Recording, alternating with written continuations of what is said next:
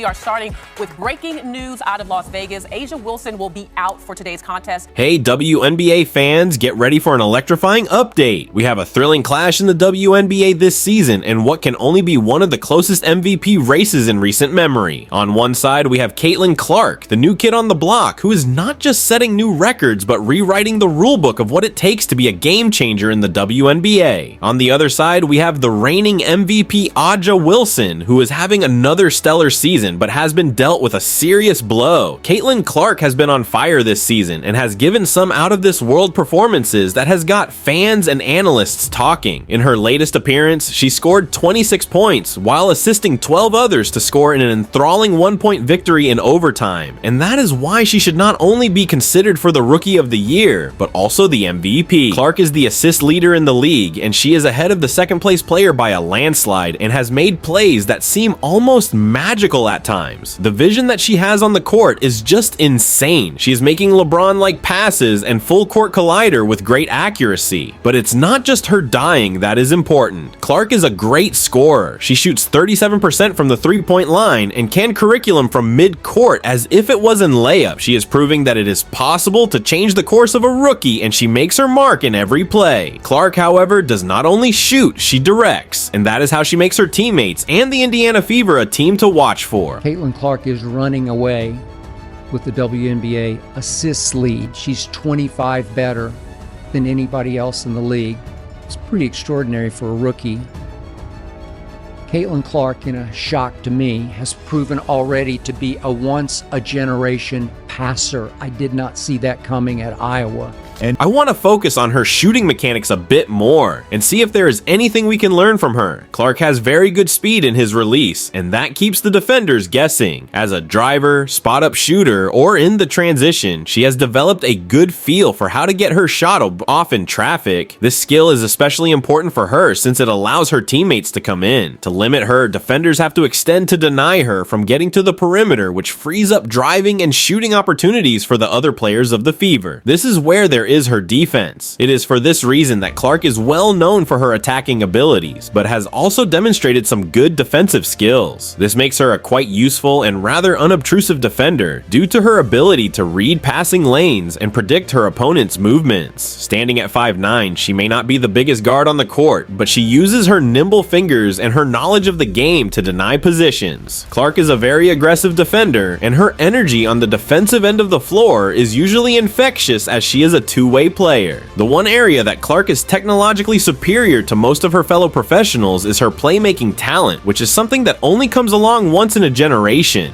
We are seeing a player who has the ability to take the game into her hands, spot her teammates for dunks, and drop a dime pass that looks like it's through a phone line. She is very much a captain on the floor. She will take the big shot, she will take the big play, but she will also gladly pass when it is the right thing to do. This balance has been very beneficial for the Fever throughout the course of the season. For the true understanding of Clark's playmaking, one has to look at the advanced statistics. The third statistic is assist percentage, which shows how often a player is involved in her team's baskets while she is in the game, and here she is first in the league. She also has a very low turnover rate considering she is the one who takes the ball most of the time. This means that the difference between the good players and the great ones is that the latter make many plays while minimizing the turnovers. Another important aspect of her game can be considered her ability to control the opponent's defenders. Clark also employs various forms of deception, delays, and changes in tempo to ensure that the defenders do not get the opportunity to catch up with him. He is a great picker and will bring one or two defenders with her and then make a great decision whether to pass the ball to the big man who is rolling or to look for a shooter in the corner or take it to the basket herself. The fact that she is unpredictable makes it very hard to defend her, which is why this kind of playmaking puts her in the category of a star player who has the potential of becoming MVP.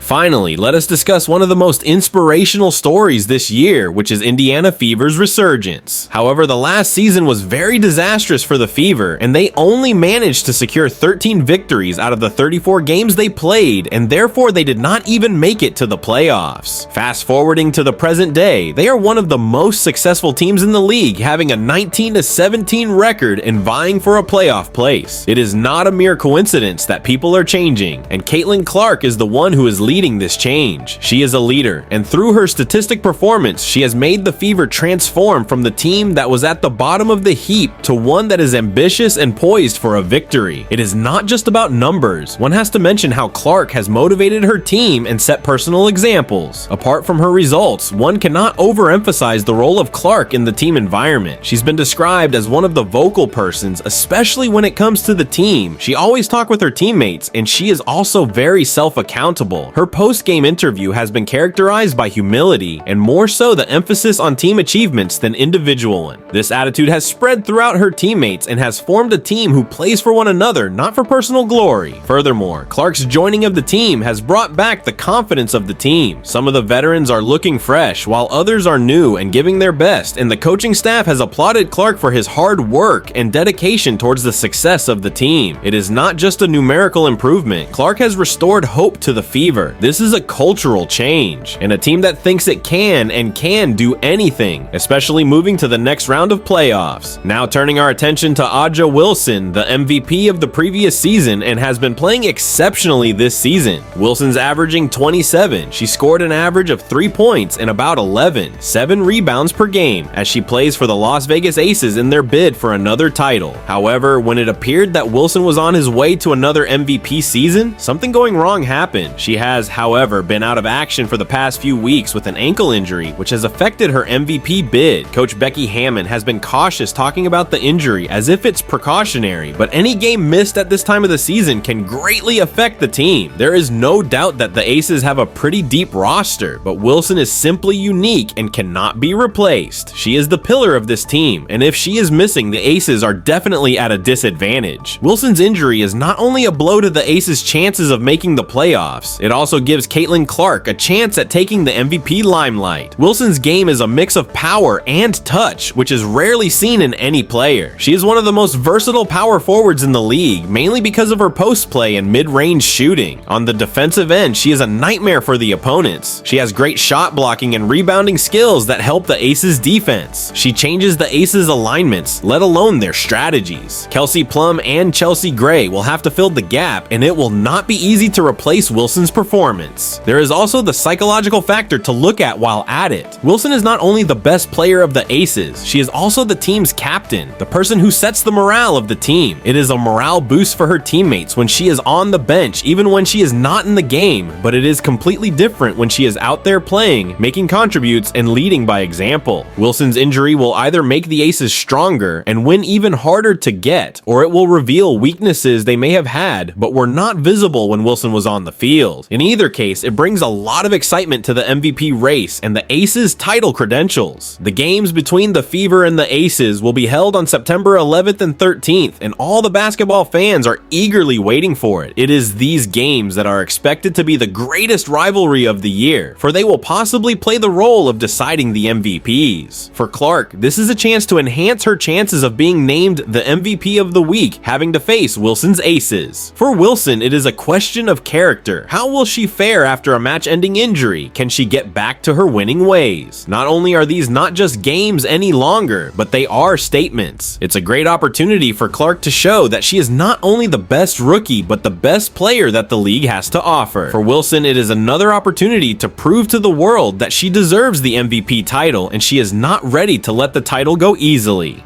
This is not a matchup that focuses on the players, as it is a battle between the Fever and the Aces. The Fever's offense revolves around Clark's play, making ability, and her three-point shooting, while the Aces are a strong inside team, especially with Wilson's post-up game and physical presence. Wilson's absence will be a challenge, and how each team handles his absence will be very important. How will the Aces respond, especially if the Fever try to take advantage of them inside, or will the Aces contain Clark and limit her scoring? There is also the war on the sidelines that one needs to watch out for. Becky Hammon, who is famous for her tactical thinking, will have the challenge of a lifetime trying to counter Clark's performance. On the other hand, the coaching staff of the Fever must look for ways on how to counter the Aces' new formation. These chess moves on the sidelines are going to be crucial in defining the result of these major games, making a compelling case. Her statistics in the history of basketball, her on-court and off-court performance, as well as her talent to take her team higher, has made her fit for the list.